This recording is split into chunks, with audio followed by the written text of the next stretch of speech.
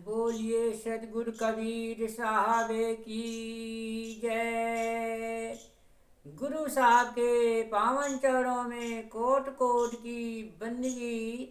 आए हुए सभी प्रेमी भक्तजनों को एवं माताओं बहनों को एवं सकल समाज को साहेब बंदगी, साहेब बंदगी, साहेब बंदगी। आज की प्रस्तुति में सुनिए सदगुरु कबीर साहब का बहुत सुंदर कबीर भजन। रस गगन गुफा में अजर झरै, इस शरीर रूपी महल में अमृत रसन की बूंदें टपक रही हैं गगन गुफा से। तो वही आज जो है सुनिए सदगुरु की गगन गुफा। इस अमृत कुंड है, इस गगन में जो वहाँ से टप टप बूंद की तरह अमृत रस बूंदे चू रही हैं और योगी लोग उसे मस्त होते हैं पी पी करके उस बूंद को।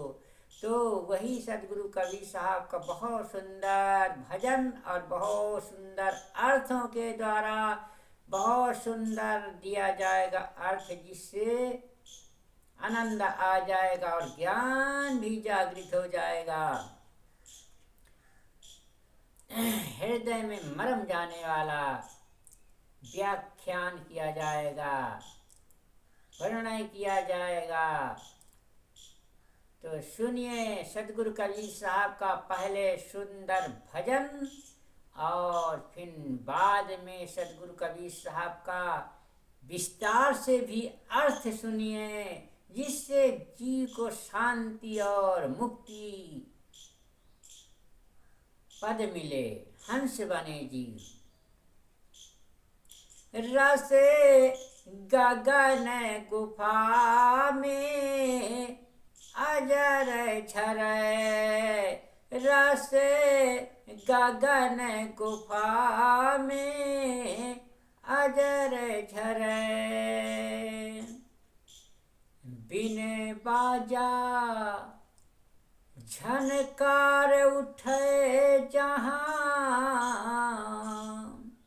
बिन बाजा झनकार उठे जहाँ, समुझ परै जब ध्यान धरे, रस गगन गुफा में अजर झरै, रस गगन गुफा में अजर झरै। बिना ताले जहाँ कमल फुलाने, बिना ताले जहाँ कमल फुलाने, और त्यहीं चढ़े हंसा केली करे, रस गगन गुफा में अजर झरै, रस गगन गुफा में अजर झरै। बिनु चंदा उजियारी दरसै, बिनु चंदा उजियारी दरसै, जहाँ तहाँ हंसा नजरी परै, जहाँ तहाँ हंसा नजर परै, रस गगन गुफा में अजर झरै, रस गगन गुफा में अजर झरै। 10वें द्वारे तारी लागी, 10वें द्वारे तारी लागी। अलख पुरुष को ध्यान धरे, रस गगन गुफा में अजर झरे। रस गगन गुफा में अजर झरे। काल कराल निकट नहीं आवे, काल कराल निकट नहीं आवे। काम क्रोध मद लोभ जरे, रस गगन गुफा में अजर झरे। रस गगन गुफा में अजर झरे। हर जुगन जुगन की त्रसा बुझानी, जुगन जुगन की त्रसा बुझानी। करम भरम अघ्य व्याधि टरे, रस गगन गुफा में अजर झरे। रस गगन गुफा में अजर झरे। कहाँ कबीर सुनो भाई साधो, कहाँ कबीर सुनो भाई साधो। अमर होए कबहू न मरे, रस गगन गुफा में अजर झरे। रस गगन गुफा में अजर झरे।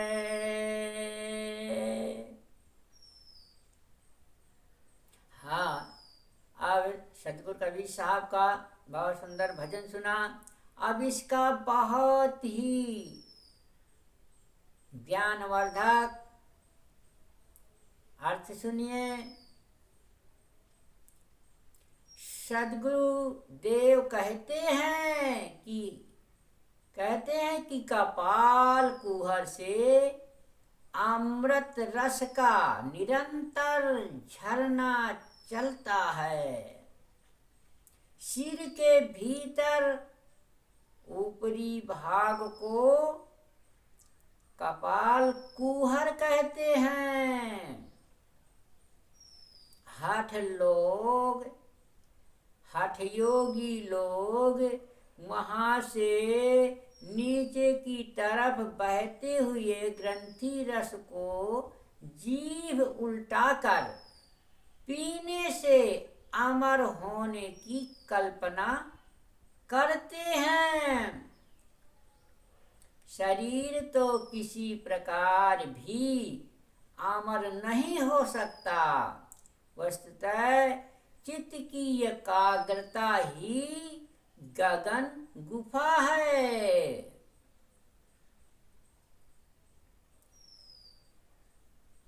तो जहाँ से शांति का महारस निरंतर झरता है और साधक देहाभिमान को छोड़कर जन्म मरण के भय से मुक्त हो जाता है। बिन बाजा के वहाँ झनकार होती है, परंतु यह तभी सुनाई पड़ती है जब ध्यान में तन्मय हो। शरीर एक महायंत्र है। इसमें शास्त्रों नाड़ियों में निरंतर गति होती है। रक्त मोहन करता है, एकाग्र होकर सुनने से उसी प्रकार ध्वनि सुनाई देती है जिस प्रकार बिजली के खंभों के पास खड़े होने पर उसके तारों में बिजली की गति से ध्वनि सुनाई पड़ती है। यह ध्वनि सुनना एकाग्रता के लिए अच्छा है। इसे अनाहद नाद श्रवण कहते हैं, परंतु यह नाद भी जड़ है, श्राव्य है। इसका श्रोता चेतन ही श्रेष्ठ है। वस्तुतः एकाग्रता होने पर जो अंतर आत्मा की आवाज सुनाई देती है, अर्थात विवेकवान की लहर उठने लगती है, वही सच्चा अनहद नाद है। आत्म विवेक की सच्चा नाद है। भीतर में कोई सरोवर नहीं है, परंतु ध्यान की पूर्णता होने पर उसमें मन रूपी कमल खिल जाता है।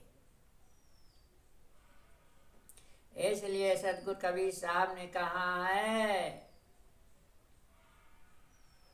कि पांचों इंद्रिय छठा मन,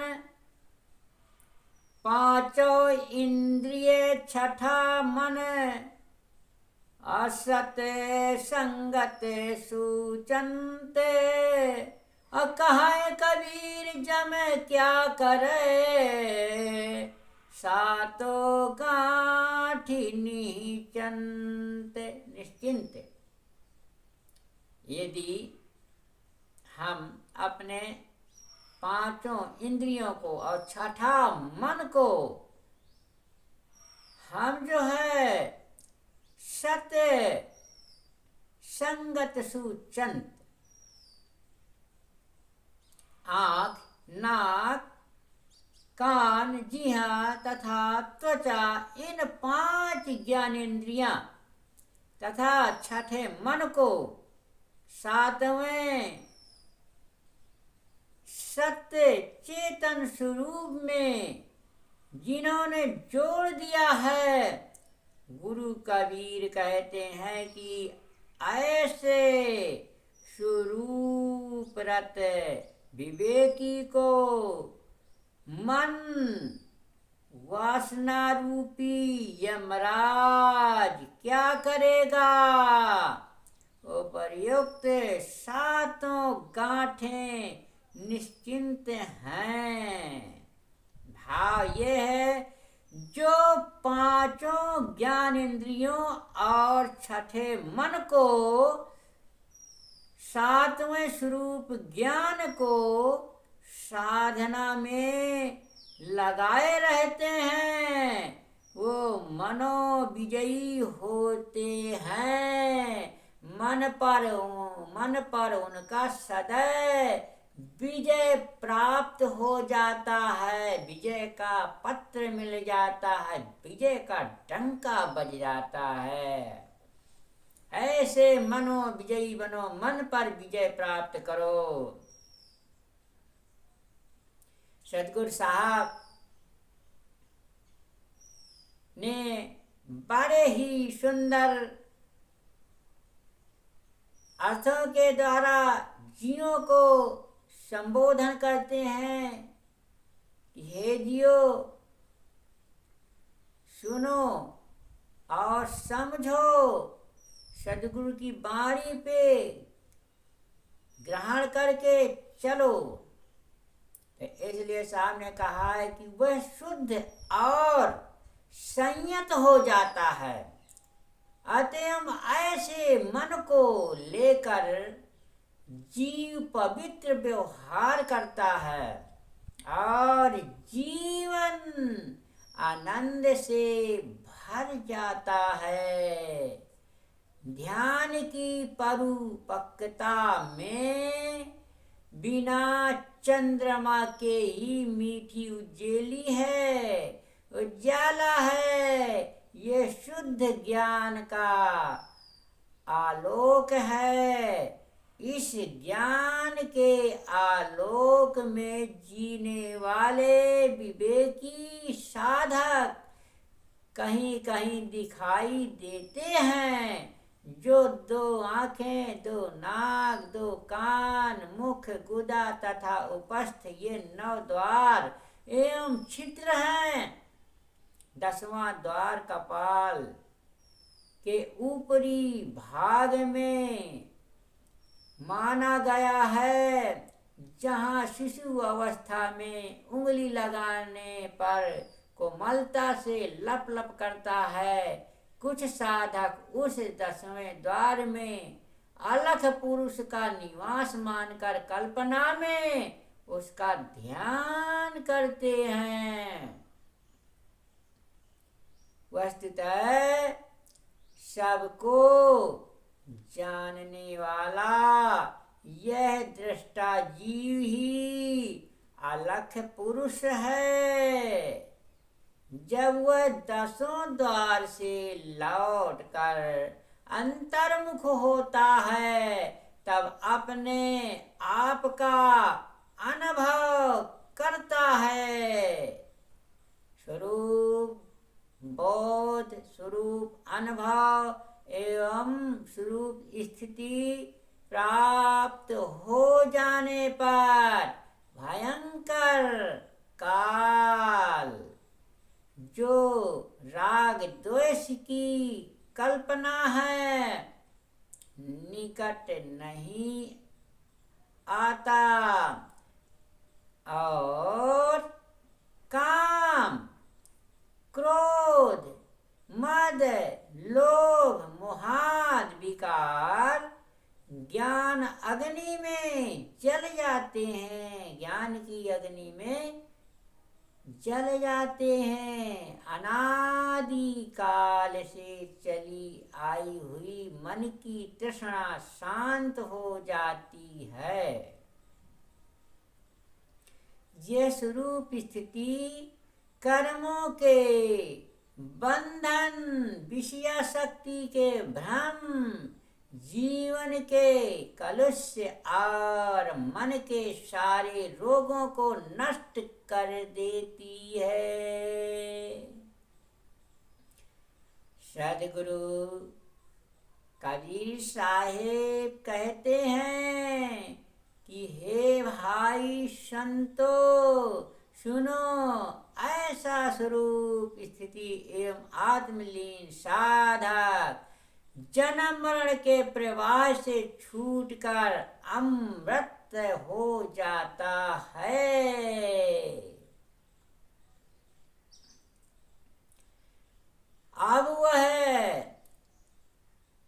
वह आपकी शरीर पात पश्चात कभी शरीर में नहीं आता, अतएव उसे कभी जन्मने मरने के चक्कर में नहीं पड़ना पड़ता है, नहीं पड़ता। उसका जन्मना मरना समाप्त हो जाता है।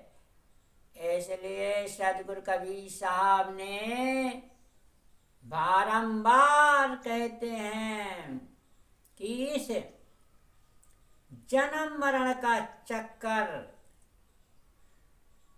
छुटाने के लिए सदगुरु न जाने कितने नाना प्रकार की बाणियों का प्रचार प्रसार किया है कि जीव की भ्रांति छूटे, जीव को सत्य बोध हो, सत्य का ज्ञान हो। इसलिए सदगुरु कबीर साहब ने कहा है कि शब्द विचारी जो चले, शब्द विचारी जो चले, गुरुमुख होए निहाल। और काम क्रोध व्यापे नहीं, कबू न ग्रासे काल।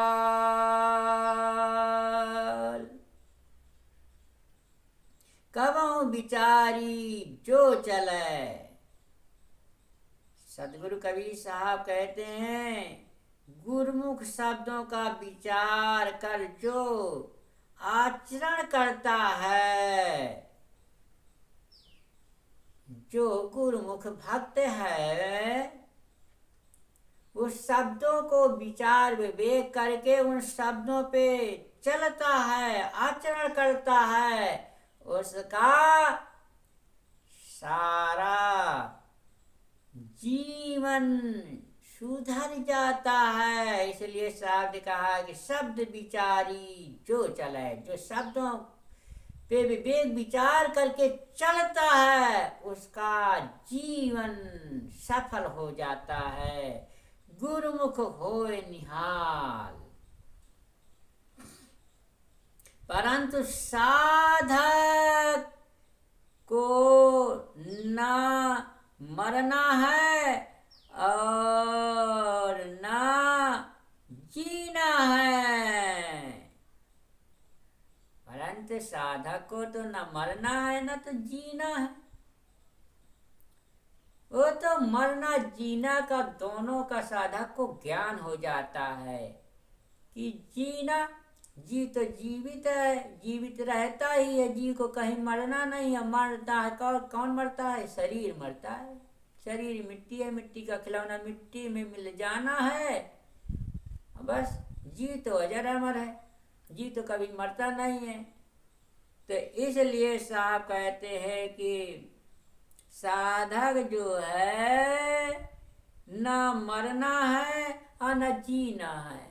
वो मरने जीने का दोनों का साधक को ज्ञान हो जाता है। जो साधना करता है, जो सदगुरु की बाणी सत्संग को सुनता है, उसको पूर्ण ज्ञान हो जाता है। इसलिए मरना तो ये बिना शरीर को मर जाना है। जीव तो जजर अमर है। जीव को शरीर को बस ज्ञान हो जाना, पूर्ण ज्ञान हो जाना है। इसलिए साहब ने कहा है कि मरे न जीवे मर जीवा, काम क्रोध व्यापे नहीं। काम क्रोध व्यापे नहीं। फिर काहे को व्यापेंगे? जब हमें जीना मरना का ज्ञान हो जाएगा,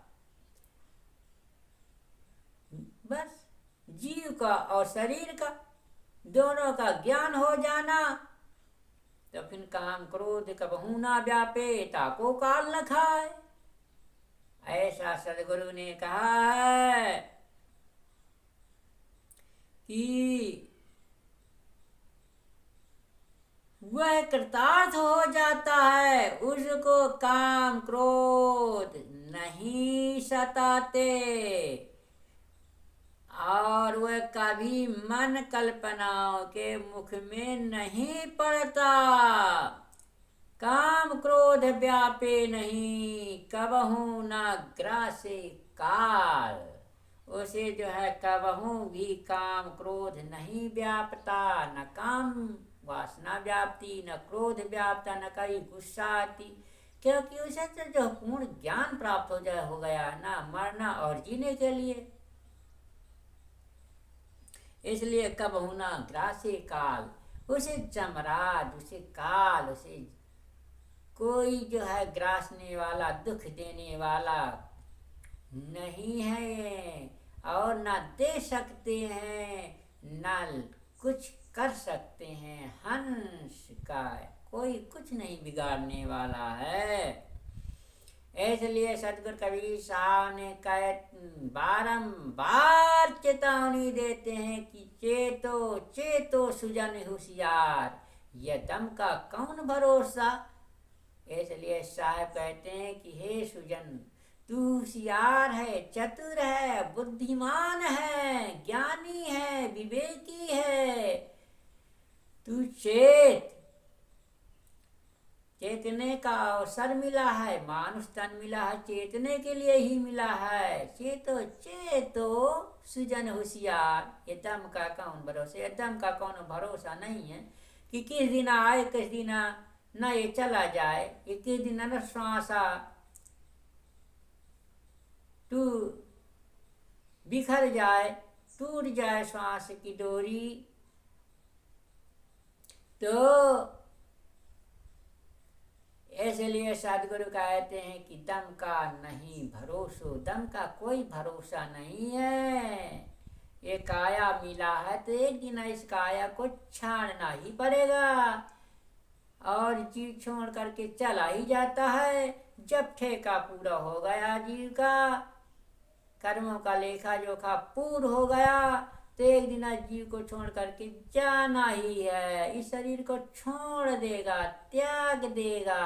इसलिए साहब ने कहा है, ऐसा सुंदर ज्ञान पा करके जो जीव सदगुरु की वाणी को हृदय अंगम करेंगे, हृदय में चढ़ाएंगे, हृदय में ग्रहण करेंगे, हृदय में रखेंगे, उसका जरूर सुधार जीवन में हो जाएगा। तो सदगुरु कबीर साहब ने कहा है, इसलिए साहब ने कहा है कि सूर सती का सहल है, सूर सती का सहल है, घड़ीक का घमसान। सूर सती का सहल है, घड़ीक का घमसान। मर न जीव मर जीवा, धमकत रहे मसान,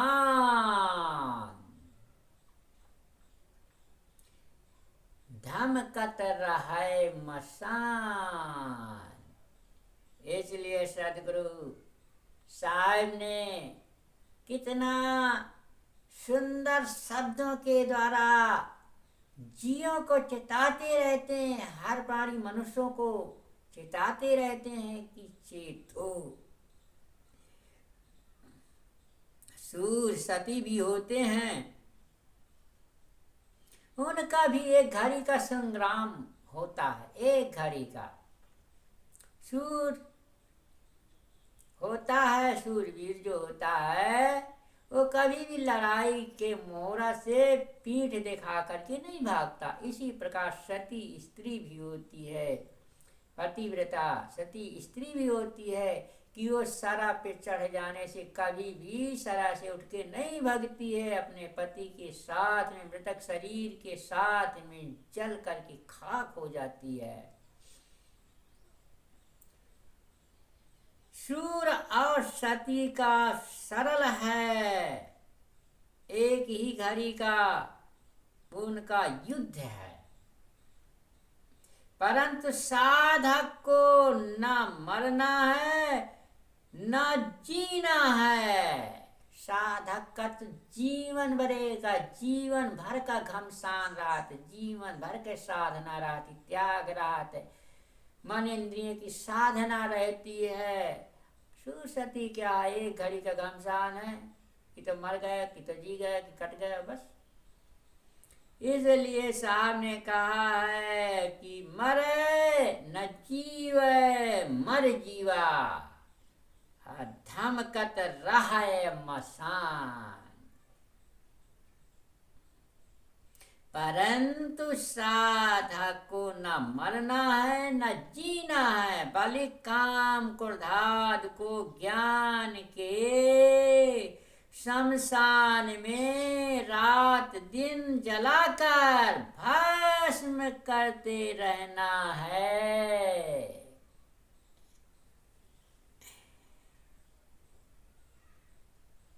ऐसे सदगुरु ने बताया है कि काम क्रोधाद को ज्ञान की अग्नि में जला देना है। जैसे शमशान घाट में मुर्दा जला दिया जाता है, शरीर को जला दिया जाता है, इसी प्रकार अपने ज्ञान में सवार हो करके काम क्रोधादि मानसिक शत्रुओं को जला देना है, भस्म कर देना है, तभी साधक का कल्याण है।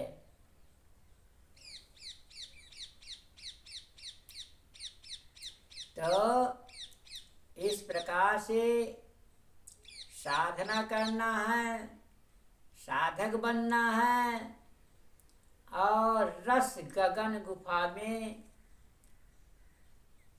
अपने अंदर बस रस गगन गुफा में अजर झरे, बस अमृत रस की रसधार चल रही है और जीव को अजर अमर का ज्ञान हो रहा है। जीव अजर अमर हंस हो करके इस भाव सागर से सदैव के लिए छुटकारा पा करके सत्यलोकवासी अविनाशी के पास पहुंच जाएगा। बोलिए सद्गुरु कबीर साहब की जय।